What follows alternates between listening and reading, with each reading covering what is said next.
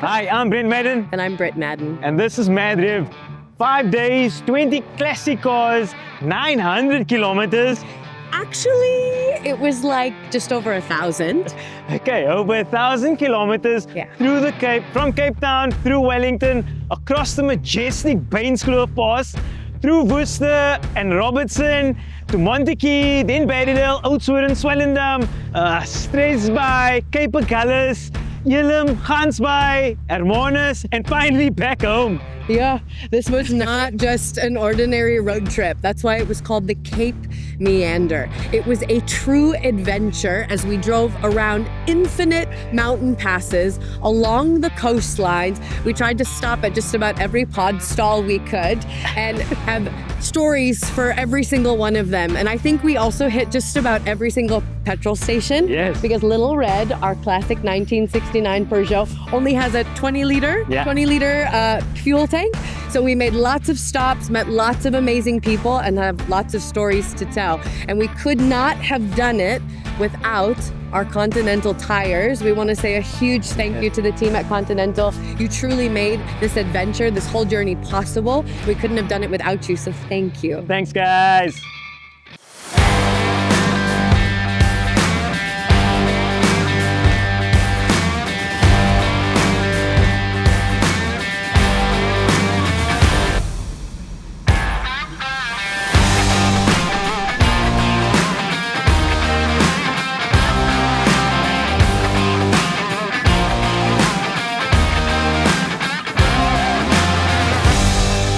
In Oudtshoorn, baby.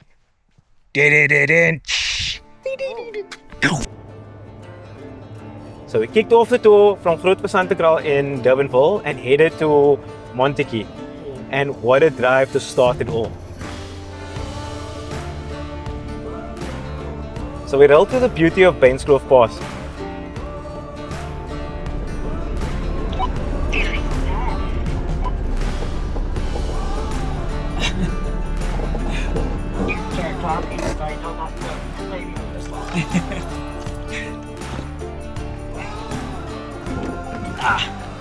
So it's the beginning. It's the beginning of our meander tour, our historic meander tour with all classics. Except for the bucky. Except for this bucky.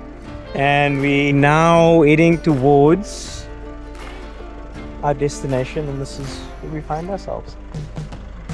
How awesome is that? Beautiful.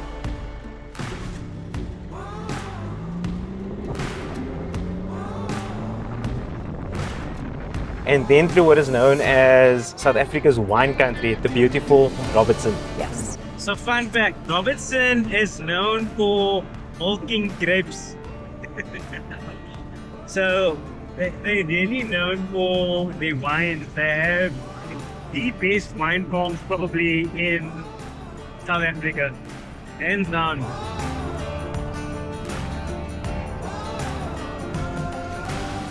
So we rolled into Montagu, and that's where our first challenge started. What was the first challenge?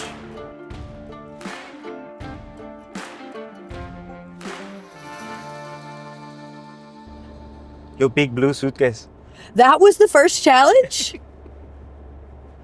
My big blue. I did have a really big blue suitcase. I did. I need you to explain how a 4-day road trip required a big bag that felt like all 3 of our kids were packed inside of it. So the last time it was crabs. This time she decided to bring a bag, a luggage bag along.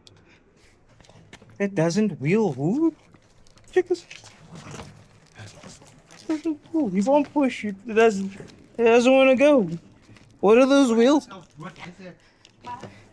My wife just brought the unwheeliest bag along on this trip. I'm dragging this bag in.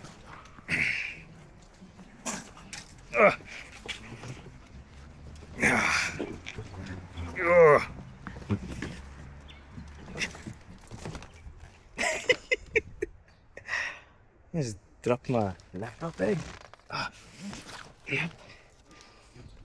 Here we go. And check that view. Let me get someone that will be able to assist. Eventually I got help. What's your name? Devin. Devin came to save me. Thanks, Devin.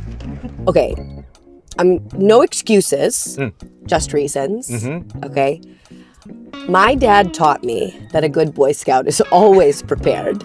So I have this tendency, some might call it a toxic trait, to overpack. Yeah. But do I ever forget anything? Not usually. Not usually. I generally have enough things to clothe, outfit a whole army. So that is part of the reason. The other part is I don't know if I'm allowed to say this, we thought we were leaving on the Monday, and both of us, and then 24 hours prior realized, no, we were leaving on Sunday.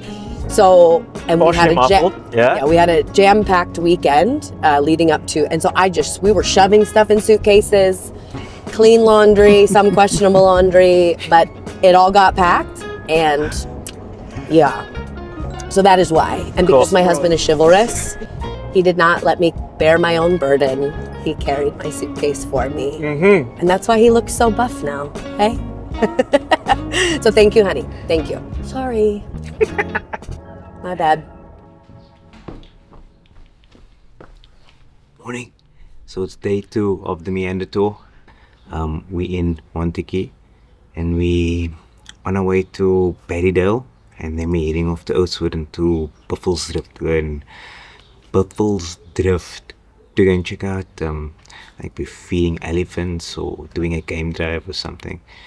Let's see how today goes. Peace.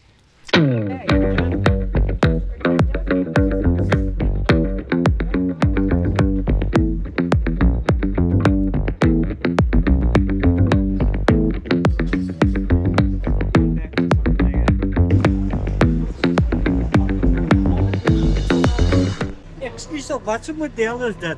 Dis 'n 204. 204. Ja, maar wat soort jaarmodel? Oh, jaar. Hy's 'n 1969. 19, ek is nog ouer as hy, way.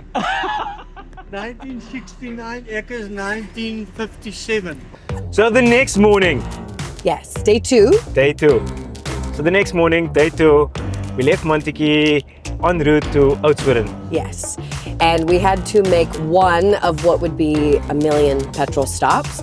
So we pull into this little petrol station in Berrydale, and this very sweet auntie, who was a petrol attendant, basically says to my husband in Afrikaans, and ek kan klein bietjie Afrikaans verstaan, says to him,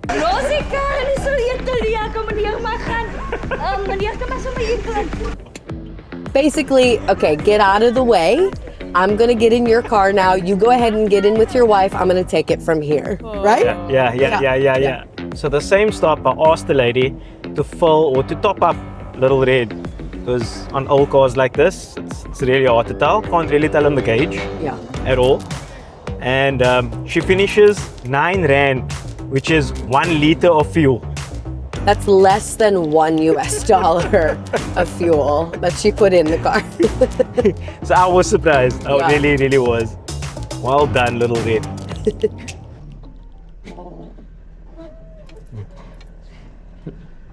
I'm not sure if we can park here. I think it's for motorbikes.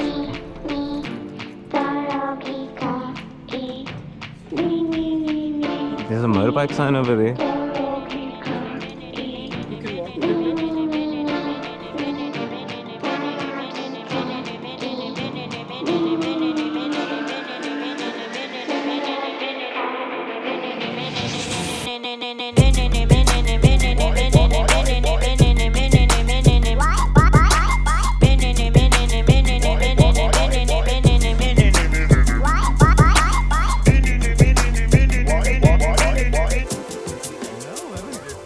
I think I'm gonna go with this espresso. Cool. Diesel beef.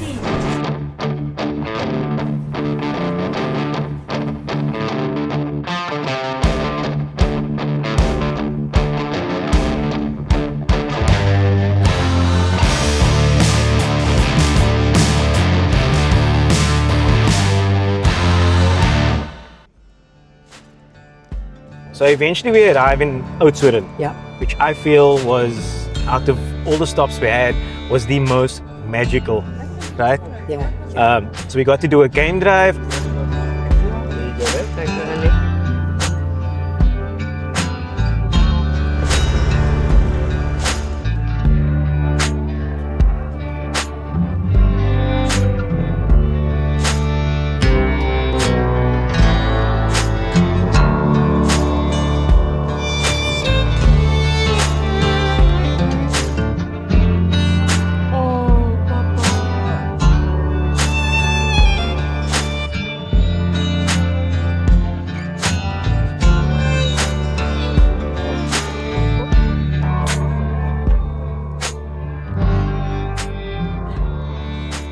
Just a short break.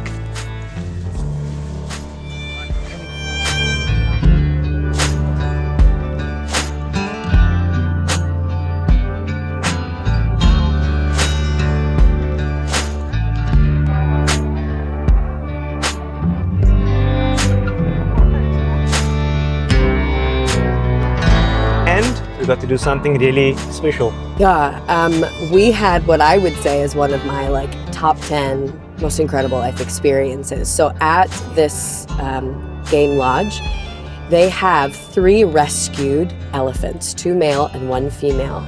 And they allow you to have this experience with them where not only did we get to feed them, but we got to interact with them like tangibly. So we got to touch them, and I think the most special part was they actually give you hugs.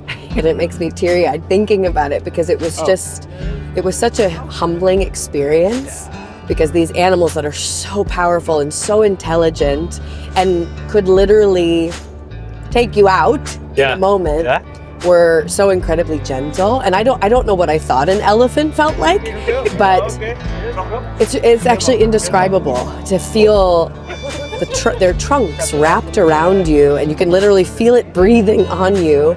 But I think what was so spectacular is the caretakers.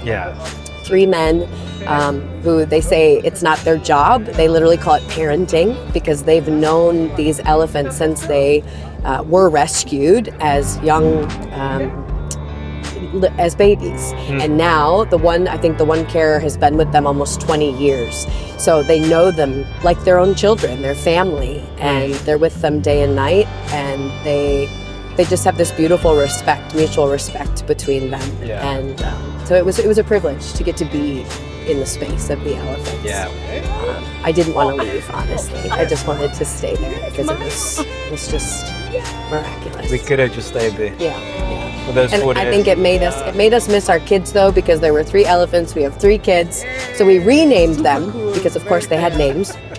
But we renamed them in honor of our kids, Tristan, Riley, and Kobe. That's my favorite. But it was, really special.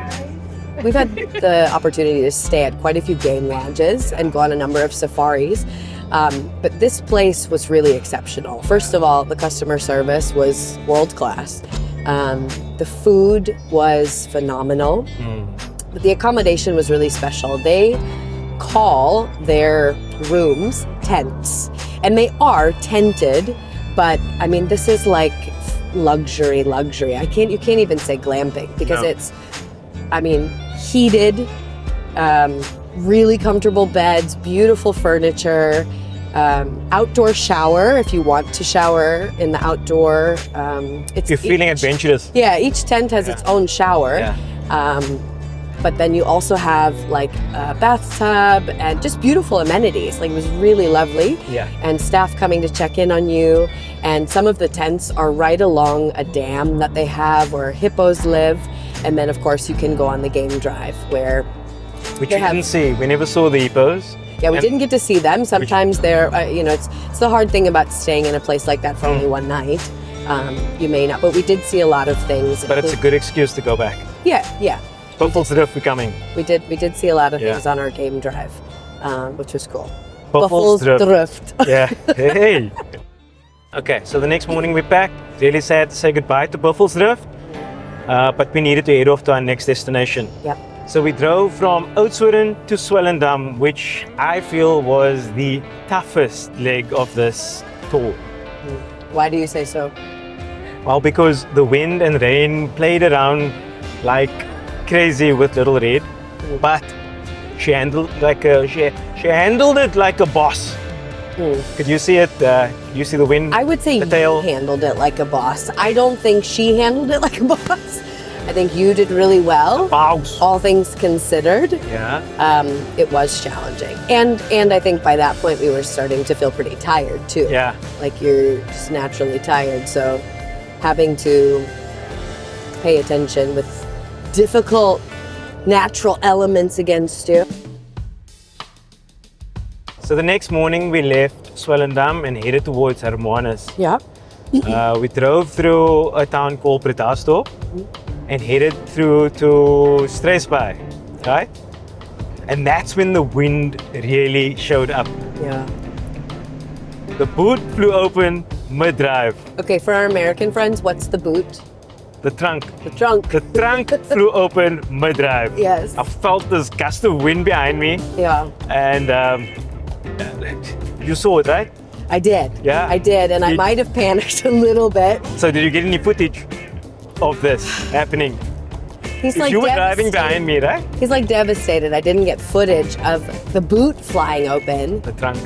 the trunk, because he had a lot of junk in his trunk, including camera gear that my concern is all this stuff flying out. So I'm hooting, honking the horn, and flashing my lights, which is what he told me to do if anything went awry or I need to just stop or pull over. Yeah. Because part of my responsibility on this drive was I was driving a Bucky, which again for our American audience is a pickup truck. Yeah. And I was meant to, hopefully there are no law enforcement listening to this, meant to film him while I'm driving. So to capture footage, much of which you will see on this video. And so no, I was not filming when your boot flew open. I was concerned for your safety and the well-being of our very expensive gear. I'm so sorry, people. So we do not have any footage. We could reenact it if you want. Let's grab some breakfast. Okay, so coming back en route to Struisbaai, that breakfast spot, we didn't choose it for the food, right?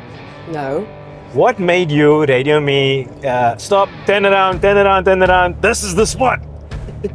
So I'm not even a big breakfast person. So for me to say, let's stop for breakfast, you know there's some like ulterior motive. And it probably 9 times out of 10, it has to do with an animal of some sort. And in this case, it was a few donkeys. Tell us how you really feel. Wow. Yeah. Come here, buddy. Who stole donkey's food? We pulled over because of the donkeys, and there were also a few miniature horses, and had breakfast. And what was really special is inside they had this beautiful shop with tons of local artists' work featured and all locally made products for sale. And then you could buy food for the donkeys too. Yeah. Which we did. Yeah, we did. We got to feed them. Yeah. Took some coaxing. They were like on the other side of this field after we came out. But eventually they came and we got to feed them.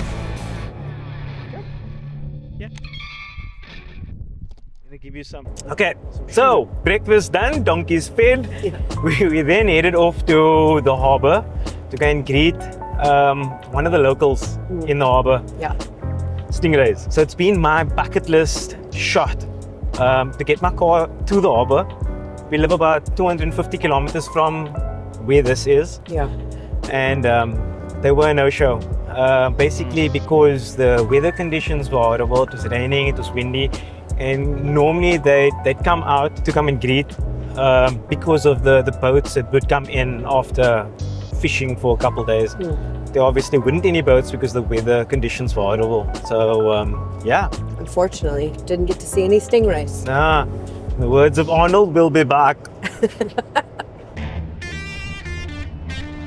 So we carried on to Cape Meander, which is where it's a little town. It's the most southernest The most southern. Southern tip. The most southern tip of Africa. Yeah. That's what it is. Yeah. So it's basically where the two oceans meet, the Indian and the Atlantic Ocean. Yeah. So it was raining, it was cold, and me, the complete lunatic, jumped out of my car and I ran to the wall, which is the exact spot where the two oceans meet. Is that what you were doing? Yeah. Oh, yeah. So there's like a sign that says. Yeah. The most southern tip of Africa. It's where the two oceans meet. I'm not too sure what oceans they are, but it's raining. So I'm gonna run to where it is quickly and show you guys.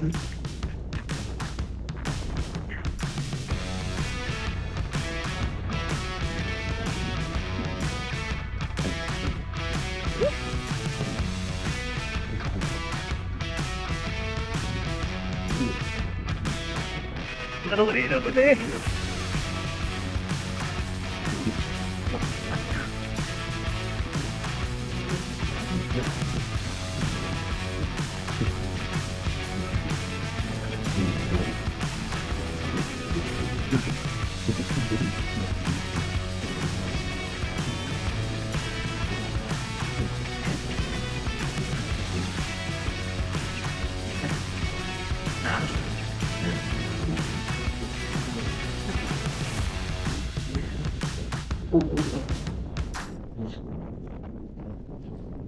Here we are.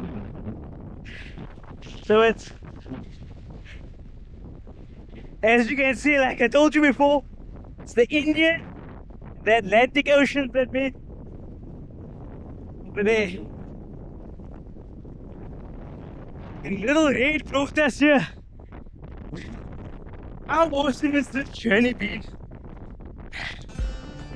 So far it's been something like, I think it's 700 kilometers. I'll do my best to try and put it on a map, try and show you how far we've come, where all we've visited. But this has just been such an incredible experience. I didn't think we'd make it this far, and to be honest with you, recently we have been having some issues with the car, but man, she has been utterly reliable. I am so impressed. Love the sound of them. Sometimes a man will keep himself in shame. Mask a painful past he overcame. Oh yes. Oh.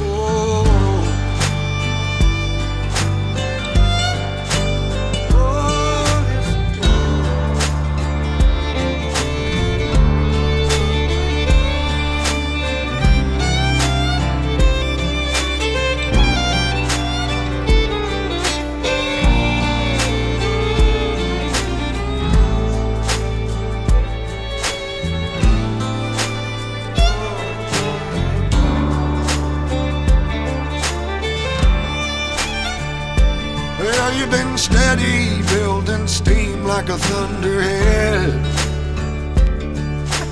Armed and ready with the lies you overheard. Seawater adventure. That was awesome. Anything with a shot, right? Deliver me the fate I must deserve.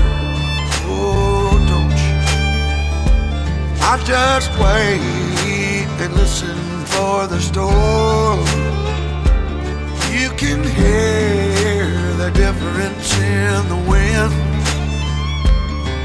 When the dark clouds form and start to turn, I'll run again. Far away when the hurricane comes in.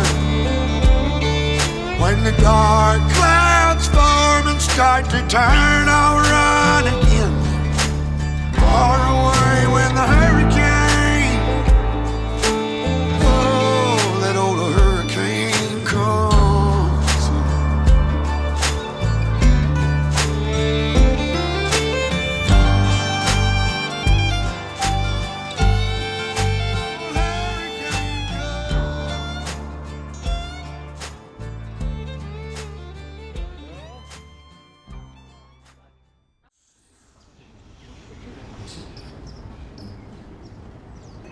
So 5 days, a flying Peugeot, hugging elephants, luggage drama, 20 liters of fuel at a time, and the mountains that reminded us why we need to be doing life.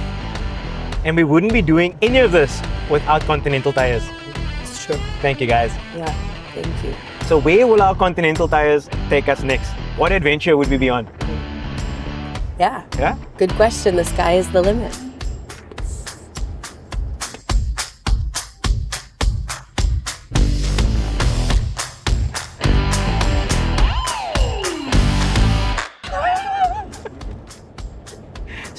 So we're wondering where will our Continental Tires take? Exactly. Where will they take us?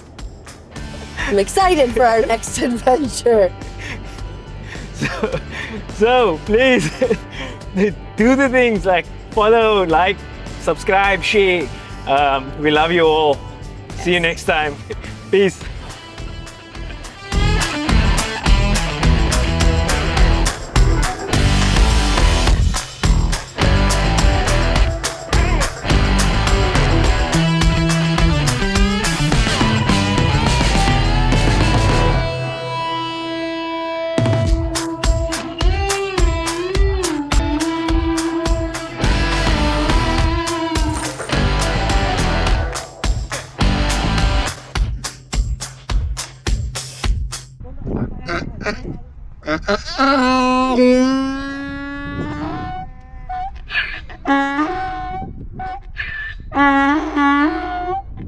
Ah.